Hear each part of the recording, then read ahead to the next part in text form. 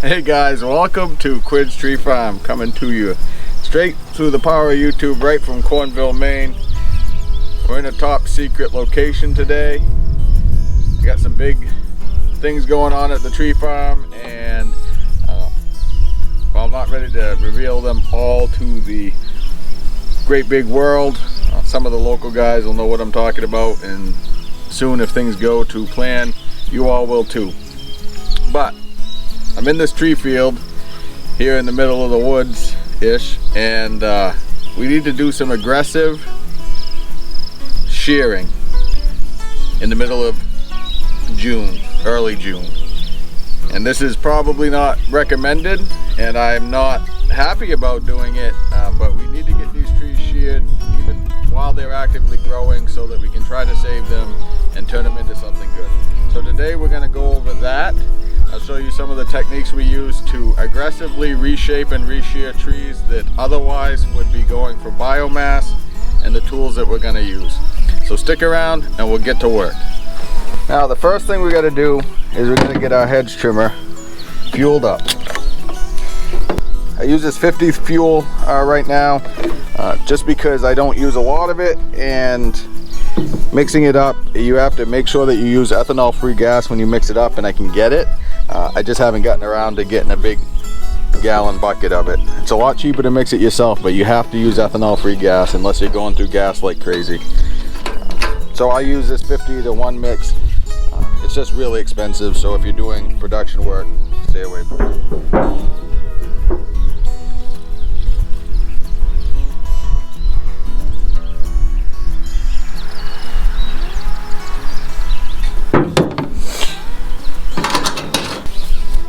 Next we have our pruning tools. I have a pair of Falco number 2s. These are very nice pruning clippers, and you pay the price for them, but they're not cheap knockoffs. They're not the $10 thing, so we can't lose these in the field. And then I have a pair of my bigger loppers in case we need to get into some heavier duty stuff. One thing I will say is shearing and pruning and doing stuff in June, the wood is much softer, so if you have to lop out big trees and things like that, it goes a lot easier than in the middle of the winter when things have hardened off. And then kind of the big reveal here, I did get some shearing knives. Why did I get some shearing knives? Because if things go the right way here, I'm going to be in some more production, and we're not going to be able to take the time to surgically shear every tree.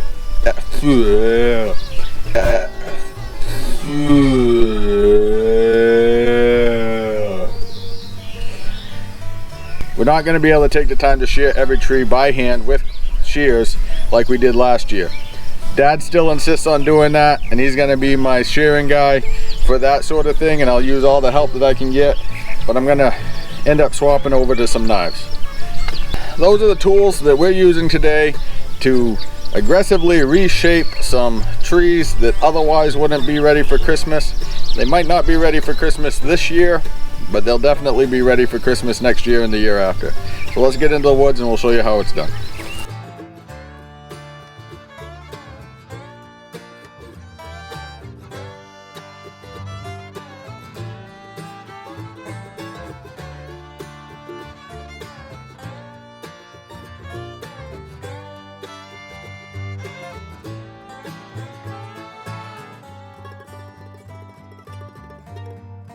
For this first round, we're going to try to start attacking some of these trees. Now if you look, just sitting there saying these are way overgrown. We might be able to pull these out to number 3s, maybe even some number 2s. I don't know about a number 1 or a premium, but who knows? The best thing about the firs, they're extremely resilient, especially balsam. You'll notice in the tree fields where you cut off and you leave a branch or two and they grow up, if there's a good root ball and they have good soil, they'll continue to grow. They're gonna want to go back to that shape. So we might just luck out. So step 1, we gotta get rid of this here maple tree because we're not doing syrup.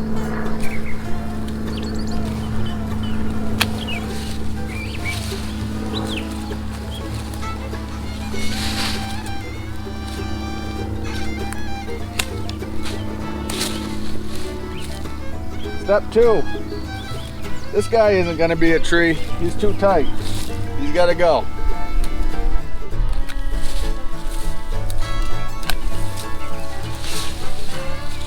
All right. Step 3. We got 2 leaders. Well, we're going to take that tall one out, but we got to look. I want to show you. We got to be careful. See how there's very little growth here? I'm going to have to save some of this leader. This is where this might turn into a number 2 because it's going to have 2 sticks for a little bit. I'm probably going to bring it back here because I want to keep that leader. Out it comes. If things go right, this will grow in, this will all be covered up, this will be a nice strong leader, and we won't have to worry about seeing that double stick in there. At the end of the day, there's a home for every tree and a tree for every home. And when you put decorations on a Christmas tree, it's pretty hard to make it look ugly. Alright, we're gonna get the hedge trimmer going. These are some big boy, well, this is a steel, gas-powered hedge trimmer. Used very specifically for things like this, aggressive shearing, shearing that's gotten behind, taking out trees and things that you otherwise don't need. The other thing is, we can do some basal pruning with it, and I'll show you how. Let's get that started. First things first, I want my earplugs in.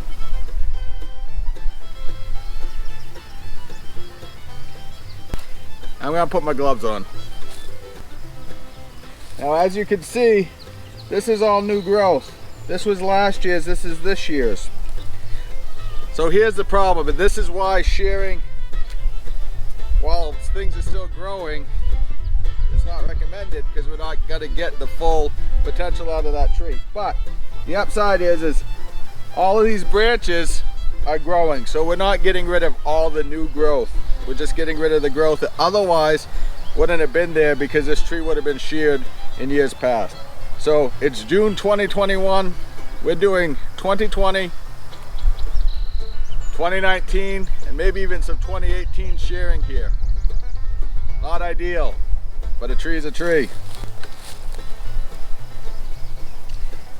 Little primer bulb there. Choke it. It's on.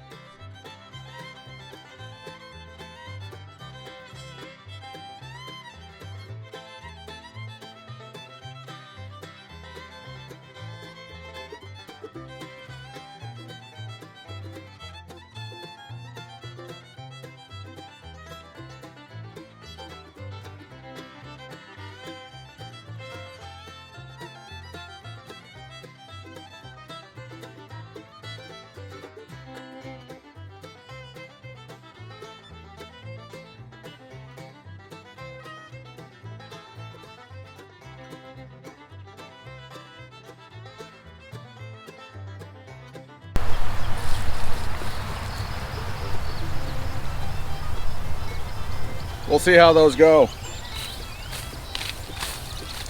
That could be a salvageable tree now, could it? Okay, so I do want to show you a couple things. I'll show you this. So see this is why it's not ideal, right? So that's an awful big stick, and that should have been sheared a couple of years ago. We really got into some older growth. Luckily, it will be covered up. You have some growth here. This is going to come out. Get some new bud sets. This will grow out, these will grow out laterally, and that will end up being covered and hopefully take care of that problem.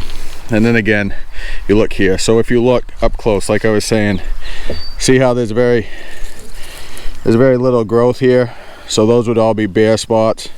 So I'm trying to use this to cover that up. And then up here, it's a little bit better with the spots. I'm debating about, this is last year's growth. I could clip that. Actually, I might clip that. Not even might. I'm gonna clip that. I'll clip that here in a second after I turn the camera off. to just reset that down a little bit and get that growth. The other thing is we're going to have to go ahead. This is remember, this is 2020 shearing. These trees are going to be sheared again in 2021.